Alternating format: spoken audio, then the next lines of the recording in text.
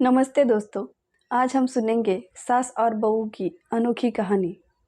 एक छोटा सा गांव था। उस गांव में रानी की नई नई शादी हुई थी। रानी नई नई अपने ससुराल में अच्छे से रह रही थी, लेकिन उसकी सास हमेशा उसे कोई ना कोई रोक टोक कहा करती थी। उसे यह बिल्कुल अच्छा नहीं लगता था।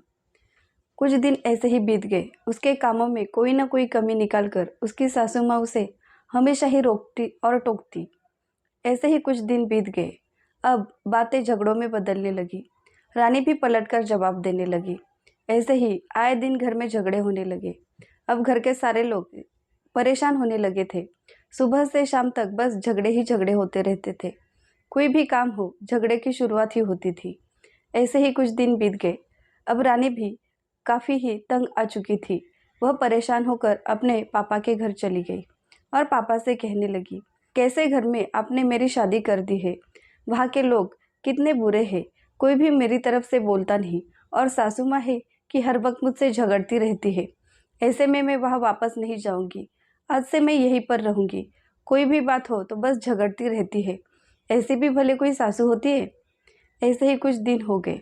उसके पापा ने उसे ज़बरदस्ती नहीं की।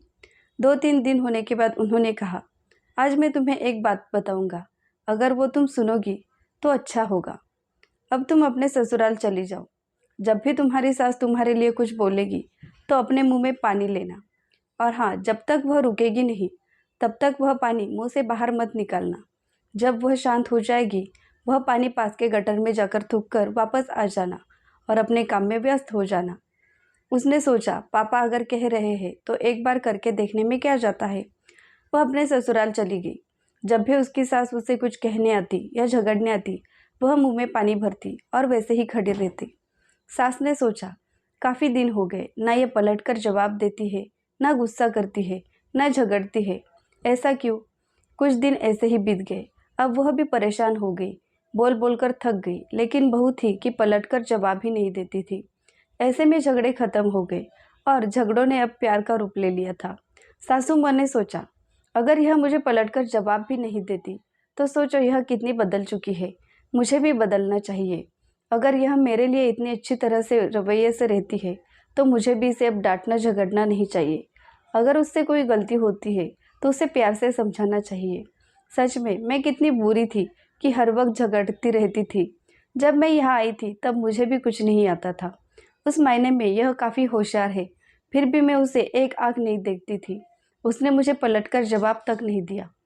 कुछ दिनों बाद उसके पिताजी आए। उन्होंने देखा घर में काफ़ी शांति है, ना झगड़े होते हैं ना फसाद होते हैं। सारे लोग अच्छे से घुल मिलकर रह रहे हैं। और उनकी बेटी अब ससुराल में मग्न हो चुकी थी। जो कभी यहाँ आना नहीं चाहती थी, वो अब अपने मायके भी नहीं जाना चाहती थी। उसने कहा, मुझे माफ़ करना पापा, मैंने आपकी बात अगर नहीं सुनी होती तो आज पता नहीं इसका क्या हाल मुझे भुगतना पड़ता, और हो सकता है हमारा तलाक भी हो जाता। लेकिन मेरे शांत रहने से मेरी गृहस्थी सुधर चुकी है। आज से यही मेरा घर है और ये सासू माँ नहीं, मेरी माँ है। मुझे माफ़ कर देना।